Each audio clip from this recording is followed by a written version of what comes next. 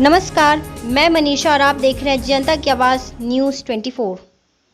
UP में BA पास युवाओं को जल्द ही सरकारी हॉस्पिटल में रोजगार का मौका मिलेगा। मुख्यमंत्री योगी आदित्यनाथ ने शनिवार को लखनऊ में टीम 9 के साथ बैठक में कहा कि अस्पताल में डॉक्टरों से केवल इलाज करवाने का ही काम लिया जाए। स्वास्थ्य विभाग और चिकित्सा शिक्षा विभाग के अलग अलग अस्पतालों या कार्यालयों जहां भी डॉक्टरों की तैनाती प्रशासनिक या प्रतिबंधकीय कार्यों में की गई है, उन्हें तत्काल कार्यमुक्त कर दिया जाए। इन लोगों को चिकित्सकीय कार्यों में ही लगाया जाए। प्रतिबंधन के कार्यों के लिए आवश्यकता अनुसार MBA पास युवाओं को मौका दिया जाना चाहिए। मुख्यमंत्री ने कहा कि कोविड केस कम होने के अब गतिविधियां धीरे धीरे समान हो रही है। अस्पतालों में OPD और IPD सेवाएं, सर्जरी आदि शुरू की गई है, लेकिन वहीं लोग अस्पताल आए जिनकी स्थिति गंभीर हो, घर से बाहर कम से कम निकले, टेली कंसल्टेशन का उपयोग करें। सभी मेडिकल कॉलेजों, जिला स्तरीय अस्पतालों में टेली कंसल्टेशन की व्यवस्था को और बेहतर किया जाए। अधिकाधिक डॉक्टरों को इससे जोड़ा जाए, लोगों को इस सेवाएं के उपयोग के लिए जागरूक किया जाए। सीएम ने कहा कि कोरोना महामारी से प्रदेश को सुरक्षित रखने की दिशा में लगातार किए जा रहे प्रयासों के अच्छे परिणाम मिल रहे हैं। देश में सबसे ज़्यादा कोविड टेस्ट करने वाले उत्तर प्रदेश में 30 अप्रैल के 3,10,783 मरीजों की पीक की स्थिति के सापेक्ष आज 36 दिवस के उपरांत 94% की गिरावट हो चुकी है। वर्तमान में 97.6% हो गई है। ट्रेस, ट्रस्ट और ट्रीट की नीति के अनुरूप उत्तर प्रदेश की नीति के उत्साहजनक परिणाम मिल रहे हैं। उत्तर प्रदेश में अब तक 5,10,32,967 कोविड टेस्ट किए गए हैं। विगत 24 घंटे में प्रदेश में कोविड टेस्ट पॉजिटिविटी दर मात्र 0.4% रही। बीते 24 घंटे में 1,092 नए मरीज पाए गए हैं। इसी अवधि में 4,346 लोग स्वस्थ होकर डिस्चार्ज हुए हैं। इस तरह अब तक कुल 16,56,763 प्रदेशवासी कोरोना से मुक्त होकर स्वस्थ हो चुके हैं। सीएम ने कहा कि कोरोना के कम होते संक्रमण दर के दृष्टिगत 600 एक्टिव केस से कम संख्या वाले 64 जनपदों को कोरोना कर्फ्यू से छूट दी गई है।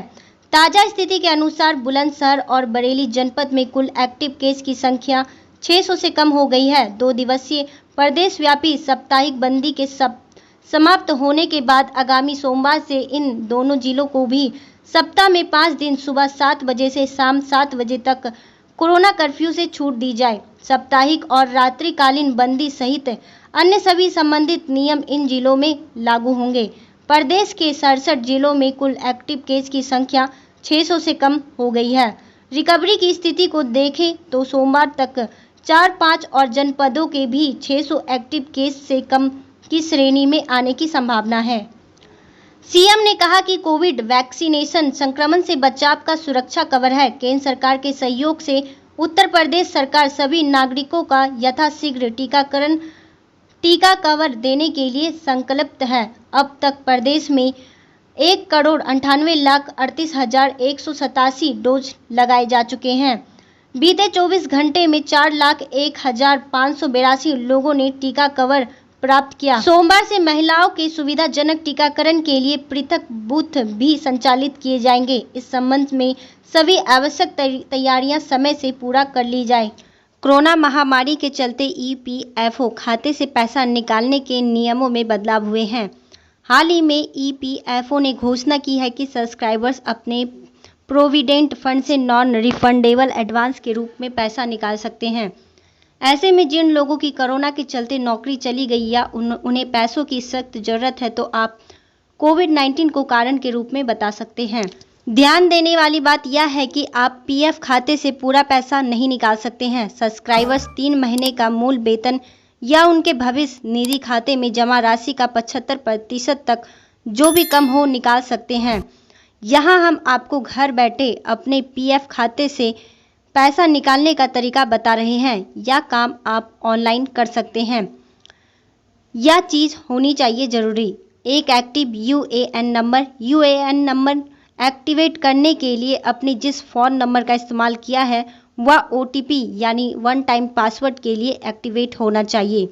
आपका UAN नंबर आपके पैन कार्ड, आधार कार्ड और आपके बैंक खाते से जुड़ा होना चाहिए जहां पैसा जमा किया जा रहा है।